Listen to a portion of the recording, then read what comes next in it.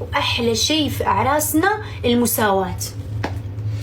كلنا نكون لابسين قفطان، كلنا نكون لابسين قفطان مغربي، بدك ما بدك، هذيك مشكلتك.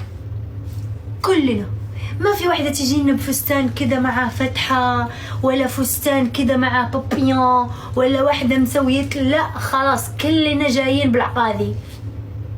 عرفتي شو يعني سفيفة وحدة، كلنا سفيفة وحدة. ليش؟ يعني عشان نقفض ونرقص. عرفتي كيف؟ لأنه الرقص بالقفطان غير الرقص بالفستان. يعني بفستان تخجلي ترقصي فيه، يعني تسوي كده، بس القفطان يعطيك زدق زدق زدق زدق زدق. المهم هذه زدق زدق أنغام من أنغام اللي ما خصك فيها. أوكي؟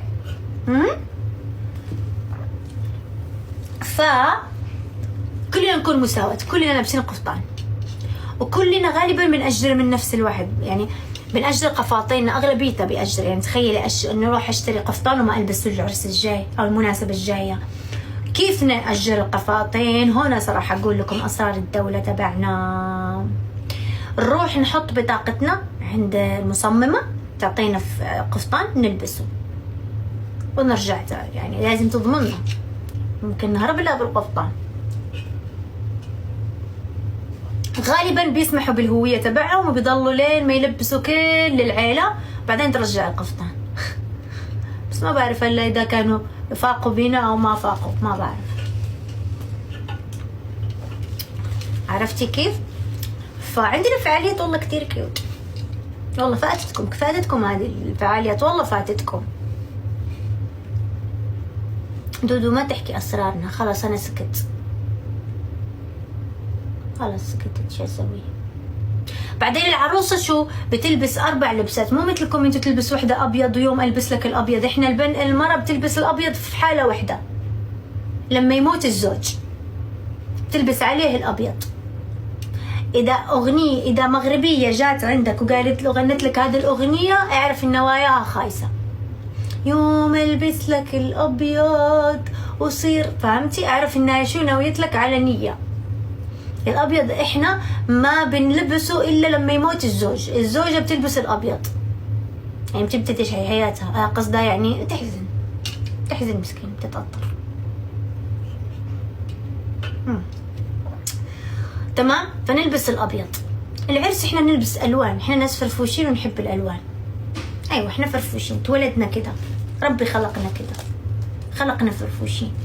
نلبس الوان بني بنفسجي او بني وبنفسجي او اي كشخات، المهم الوان.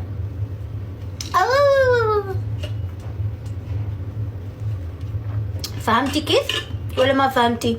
حمارة، هذا اللي اقولك.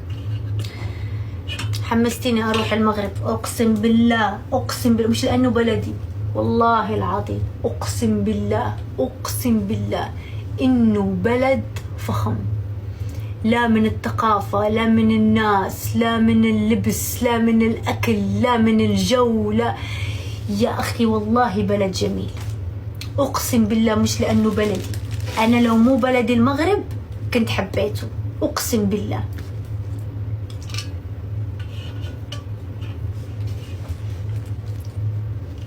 ليش؟ إمتى بيعرف المغربي انه انت بتعرف بلدك حلو؟ لما تطلع وتشوف بلدان تانية. عرفتوا كيف؟ ما دامك عايش في نفس البلد ما راح تعرف، راح تحس انه هذه هي الحياة. بس لما تجرب بلدان تانية وتروح بلدان وتسافر راح تعرف، والله العظيم راح تعرف. يعني زمان كنت خلاص اشوف انه هيك هذه البلدان، انا زمان كنت اصلا افكر انه بس احنا عندنا العنب.